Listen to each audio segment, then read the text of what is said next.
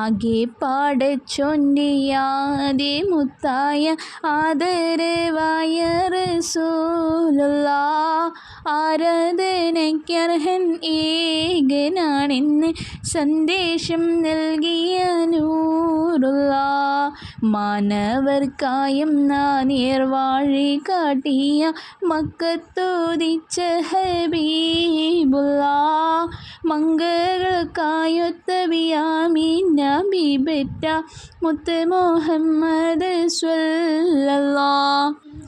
ഒരു നാൾ നബിയും അബൂബക്കർ സിദ്ദീഖും ഒരുമിച്ച് സ്വർഗ്ഗുഹയിൽ പ്രവേശിച്ച് സിദ്ദീഖുൽ അക്ബറിൻ മടിയിൽ തലവച്ച് അന്ത്യപ്രവാചകൻ നിദ്രയിൽ പ്രാപിച്ച് ചന്ദ്രവദനം കണ്ട് സിദ്ദീഖ് ഒരു പുഞ്ചിരി തൂകുന്നുണ്ട്.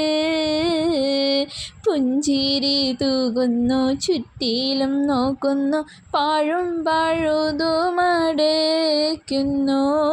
പഴുതെന്നടുക്കുവാൻ ശീലത്തുണ്ടില്ല, പാദവിരൽ കൊണ്ടമർത്തുന്നു. മുത്ത് റസൂലുള്ളാഹ് സുഖമായി ഉറങ്ങുന്നു, മുഖം കണ്ട് സിദ്ദീഖ് സന്തുഷ്ടനാകുന്നു. മൂർഖൻ പാപന്നൂടൻ കാലിൽ കടിക്കുന്നു, മൂർച്ഛിച്ച് വേദന സിദ്ദീഖിലേറുന്നു. നബിയെ ഉണർത്തിയില്ല സിദ്ദീഖ്, ഒരു വേദന മാറുന്നില്ല. പൊട്ടിയൊഴുകിയ കണ്ണുനീർ തുള്ളികൾ പെട്ടെന്ന് മുത്ത് റസൂലിൻ്റെ വട്ടമുഖത്തൽപ്പം തട്ടിയ നേരത്ത് ഞെട്ടിയുണർന്നൊന്ന് നോക്കുന്നേ. എന്താ സിദ്ദീഖോരേ നിങ്ങൾക്കറിയുന്നു, എന്ത് പിണഞ്ഞെന്ന് ചൊല്ലുവിൻ പെട്ടെന്ന്.